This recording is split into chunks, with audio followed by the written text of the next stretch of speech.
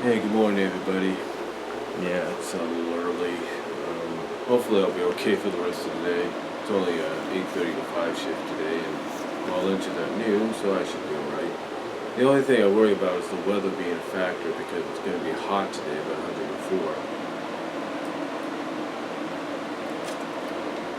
104. Anyway, you know, I've been doing this series of videos. I think I've done about two or three already, maybe two. I'm not really sure. Well, I talk about certain tropes and all that in animation, in overall anime, if not media. Of course, I've talked about the lustful melt. I've talked about the inanimate object transformation and the elemental transformation. But one that really got to me is, well, not got to me, but one that got me thinking is something that I can thank, what's his name on YouTube? QASFF.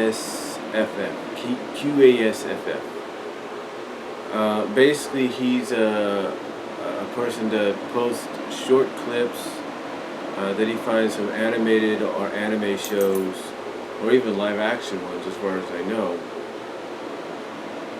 female characters sinking in quicksand, if not completely, if only maybe just up to their heads or the waist or something. And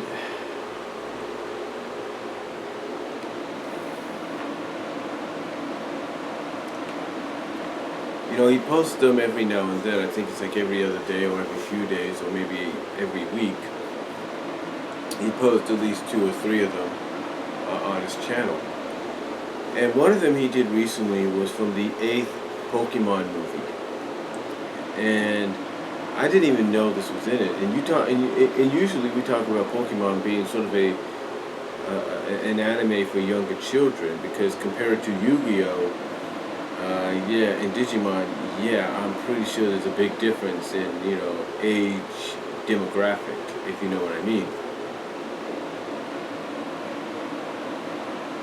Well, anyway, the clips he showed were of Jessie. Can't think of the other girl. She replaced Misty after Misty left after the original first few seasons. She has a bandana and all that. Another character named Kid, and basically what happened to these characters, along with the other human characters like Ash and everything, but he only focused, basically he only edited and focused on the female portion of it.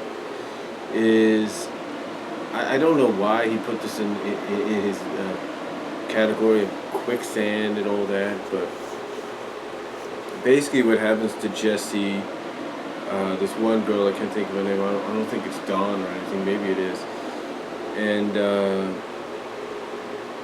and the Kid character, is they get captured by these almost goo-like creatures, symbiont cells or whatever they are, and they get absorbed into them to the point that as they're absorbed into them, they're basically like, then every part of them is absorbed. I mean, everything. They just absorb right into them. They sink right into them, whatever.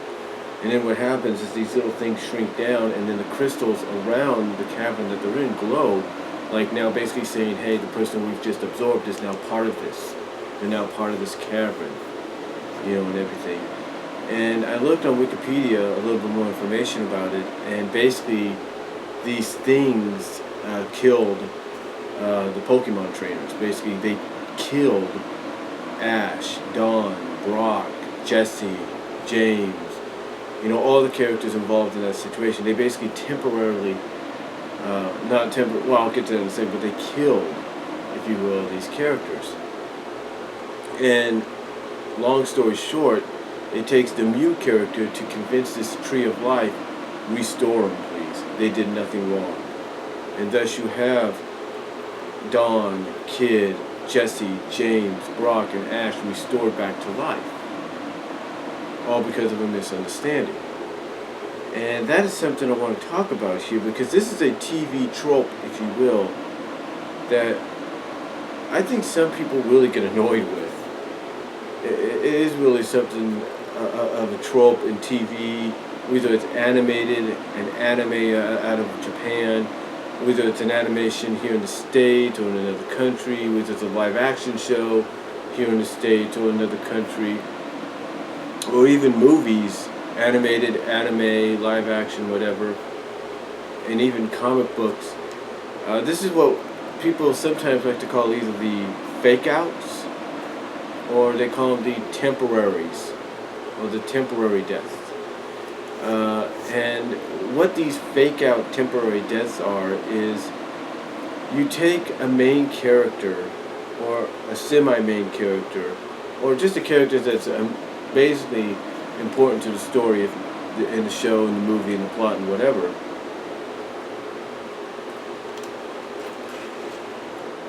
And you find a way to kill them off temporarily for a majority of the film.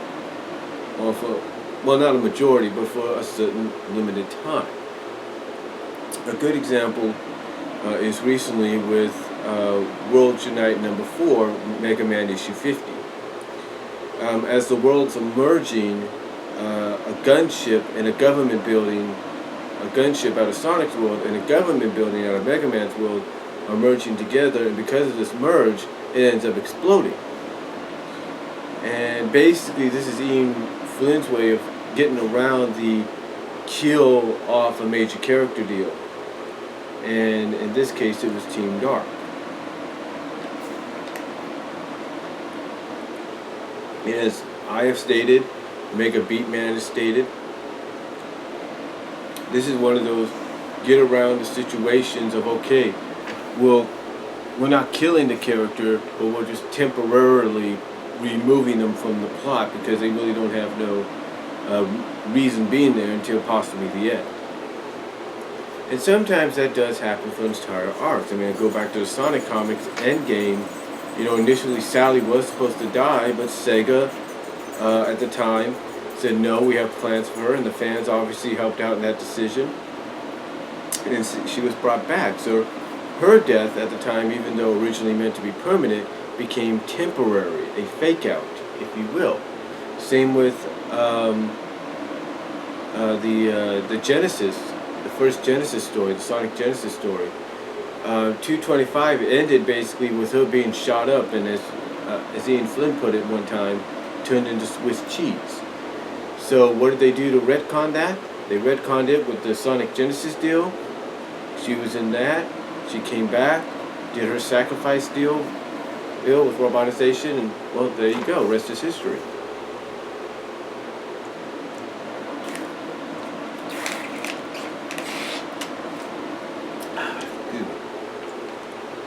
You know, like I said, the rest is history. So, well, when you look at something,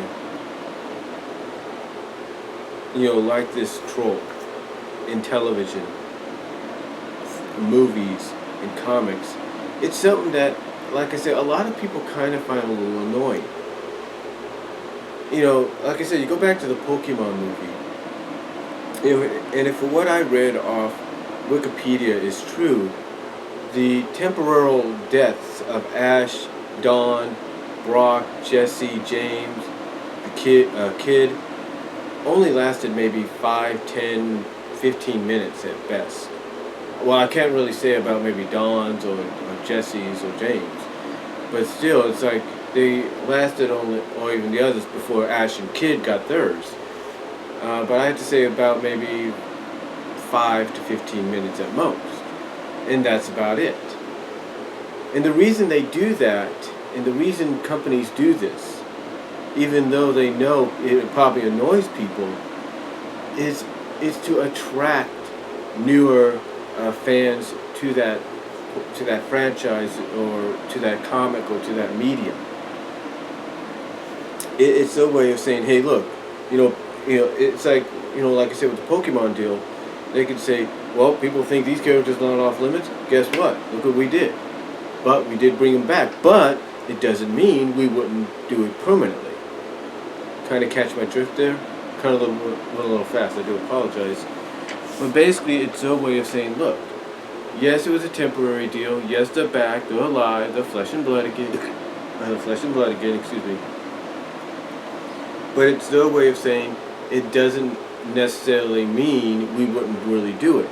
We got your attention now. Basically, it's their way of saying, hey, we got you, the new people watching for the first time or so, we got your attention. So that's why they do it. You know, you take a look at when people get turned into plants and all that. Sometimes that could be thrown into the fake death kind of deal, because sometimes you don't know if that person, because sometimes depending on a story arc, when a character gets turned into a tree or a plant or whatever, you know,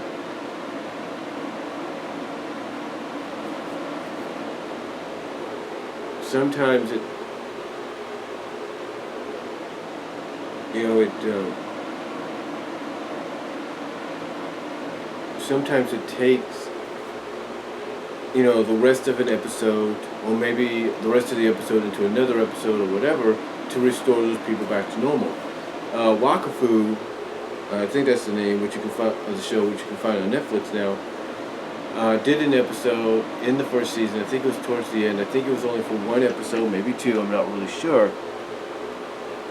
But basically, the characters, because it was specific, because it's specific, it specifies, I should say, in the game, because of the certain characters being, you know, being involved in the situation and something happening that caused it, get temporarily turned into trees. So basically, it's like they're alive, but they're temporarily not alive. You know, they're just plants now. That's all they think they are, or whatever. They're just trees, and maybe that's all they're going to think they are, or something like that. Another kind of form of, you know, a fake out temporal death is, like I said, you go back to the elemental change, elemental transformation I talked about in the last one. You know, you had the witch characters go through what they did. And basically, if it wasn't for their family and friends getting through to them, they would have slowly faded away into obscurity. You know, things like that. And that was sort of would have been, and that sort of trends on that fake death deal, because basically they were in a situation where they were slowly kind of killing themselves and allowing these new personas of them to take over, or something like that. You know, again, it's just one of those situations where people just can't, they just don't like it. They really don't. Yu-Gi-Oh!, I'll give you an example, is one of these great examples. Yu-Gi-Oh!, depending on which version you're a fan of, has shown that this is possible. Yu-Gi-Oh! Has shown this is possible. Here's what I mean. In the first season,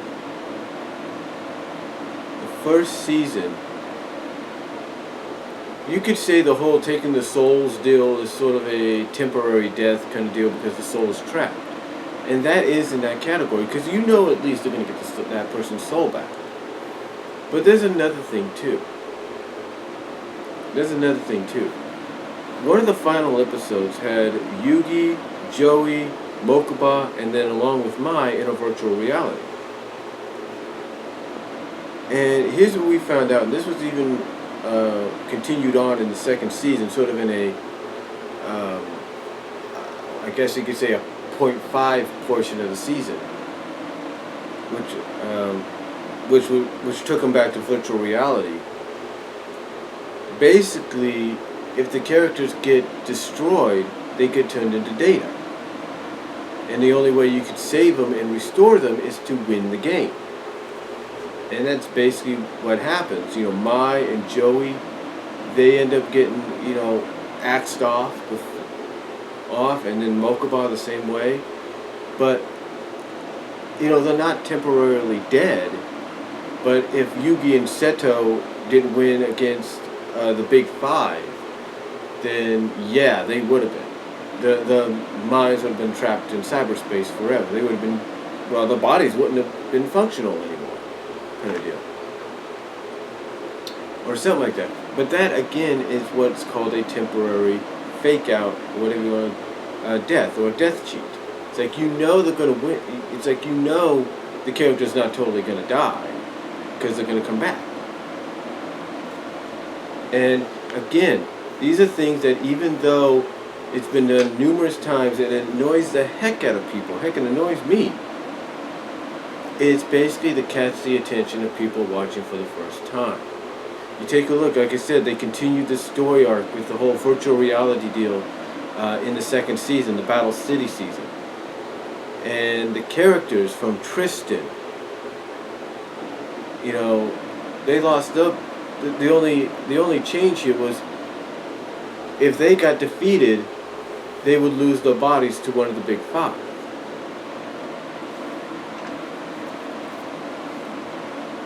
And then the mind and soul would be transferred into some kind of inanimate object, possibly in Tristan's case, a robot monkey. But there were other things that will sort of give you that temporary death fake out thing. Something that doesn't always get into this category is when a character gets turned to stone. And sometimes it's a permanent deal, and sometimes it's not. In the virtual reality deal, it was basically temporary, because anytime Noah would get a victory over Yugi in their duel, one of his friends would turn to stone, and it was only a temporary deal, because of course Yugi won and they got restored. Another good example, following season, Waking the Dragons. You know, characters like Yugi, the main vessel for Yami, or Atem, ends up losing his soul. Joey loses his, Mai loses his, Seto in a sense loses his. I mean, a lot of characters lose their soul, but those are temporary fake out deaths. Because basically you know they're going to come back. They're not totally dead, they're just in a situation right now to where, you know, they're not in their physical bodies. In the story. And again, these are things that really upset people. These are things that really get on people's nerves. And I'll explain why. Again, it's because when you do this to a main character, unless you have planned, unless you're a company that has the balls to say, yeah, we're going to go kill this character off now, we're going to make it permanent. Pretty much nowadays, people are wise. Fans are wise to the fact that you're only doing it to gain attention, to get people to tune into your product. You know, watch your show and see what's going on. And you want to know what's going to happen next. A good example, well, I don't think they've done it yet, but I'm pretty sure down the line they will. My Little Pony Friendship is Magic has done a lot so far that surprised a lot of people. They've done a lot of references, they've brought in characters and stuff that you wouldn't expect. Do not be surprised if down the line they do a temporary / fake out death on that show. Guarantee it. Guarantee it. You might say, well, I think they already did it, Brian. You'll get the idea of what I'm talking about soon. Because I have a feeling they're going to go in that direction. It's unavoidable. But the thing, like I said, that even with a show that's probably going to do that down the line, it's still going to be annoying to people, because it's going to be like, why use this when we know that character's coming back? You know, you take a look at X-Men, the 1990s animated series. I will give Fox credit at first. Because for people like me, I didn't really read as much of the X-Men comics as I should have to really know who the characters were until the show came on, and then that's when I really started to get into it. But when they did the Phoenix Saga, I thought like anybody else, they had gone and done it. They had killed Jean Grey off. And that was one thing, because as I was watching the series, and I did get into the comics and did some research and stuff, I did find out that Jean had died in the comics. She had died because of this, because of the Phoenix deal. I had no idea she was brought back. Now, in numerous other editions, when she's brought back as Dark Phoenix,